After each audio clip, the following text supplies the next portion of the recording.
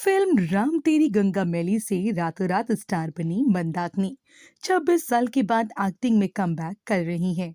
दाऊद इब्राहिम से नाम जुड़ने के बाद मंदाकिनी ने 1996 में फिल्म इंडस्ट्री छोड़ दी थी और वो परिवार के साथ आम जिंदगी जीने लगी थी। जानिए मंदाकिनी के करियर से लेकर बेटे और बेटी के बारे में सब कुछ। जब भी एक्ट्रेस मंदाकिनी की बात होती है तो फिल्म राम तेरी गंगा मैली याद आ जाती है और साथ ही वो सीन भी आंखों में तैरने लगता है जब मंदाकिनी सफेद लिबास में झरने के नीचे नहा रही थी। फिल्म सुपरहिट रही और ये झरने वाला सीन मंदाकिनी के साथ हमेशा के लिए जुड़ गया। राज कपूर ने मंदाकिनी को राम तेरी गंगा मैली में लॉन्च किया था।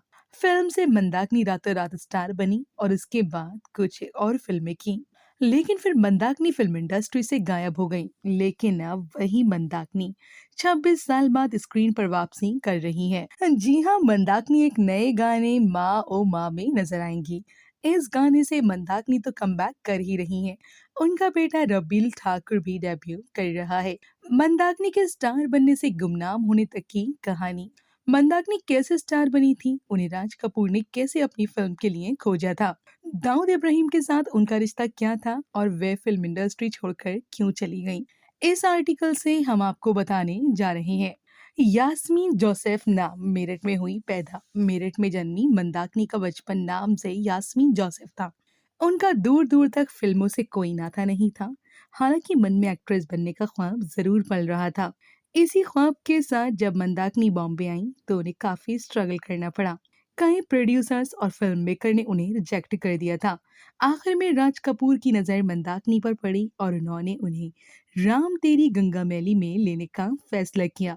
डिम्पल कपाड़िया की जगह मंदाकिनी झरने वाले सीन पर बवाल। राज कपूर पहले ये फिल्म डिम्पल कपाड़िया के साथ बना रहे थे।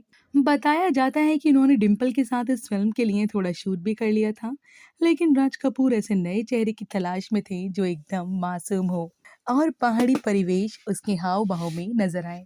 मंदाकिनी को राम तेरी गंगा मैली मिल गई और फिल्म रिलीज होते ही ब्लॉकबस्टर रही। हालांकि इस फिल्म में मंदाकिनी के झरने वाले सीन पर खूब बवाल भी हुआ था। झरने के नीचे मंदाकिनी सिर्फ सफेद साड़ी में नजर आई, जिससे उनके ब्रेस्ट साफ नजर आ रहे थे। इस सीन को लेकर तब तक विवाद हुआ। इस सीन को 80s के हिसाब से काफी बोल्ड बताया गया था। दाऊद इब्राहिम के साथ जुड़ा नाम बर्बाद हुआ करियर। खैर, विवाद का मंदाकिनी के करियर पर ज्यादा फर्क नहीं पड़ा। मंदाकिनी ने अपने करियर में आगे और भी फिल्मों में काम किया, लेकिन उन्हें डेब्यू फिल्म जैसा स्टारडम नहीं मिल पाया। मंदाकिनी ने 1985 में फिल्मों में कदम रखे थे और कुछ सालों के बाद उनका नाम डॉन दाऊद इब्राहिम के साथ जोड़ा जाने लगा। कहा जाता है कि जिस दिन से दाऊद इब्राहिम ने मंदाकिनी की जिंदगी में कदम रखे, उसी दिन से मंदाकिनी के करियर पर असर पड़ना शुरू हो गया था। मंदाकिनी और दाऊद इब्राहिम के बीच कुछ चल रहा है। इसकी चर्चा उस वक्त शुरू हुई जब दोनों की 1994 में दुबई के एक क्रिकेट स्टेडियम से कुछ तस्वीरें सामने आईं। मंदाकिनी के लिए फिल्म मेकर्स को धमकाता था दाऊद। तस्वीरें आग की तरह फैल गईं, पूरी इंडस्ट्री में चर्चा होने लगी। मंदाकिनी का दाऊद इब्राहिम के साथ चल रहा है। इस असर एक्ट्रेस के करियर पर भी होने लगा। बताया जाता है कि दाऊद इब्राहिम मंदाकिनी की खूबसूरती पर मर मिटा था।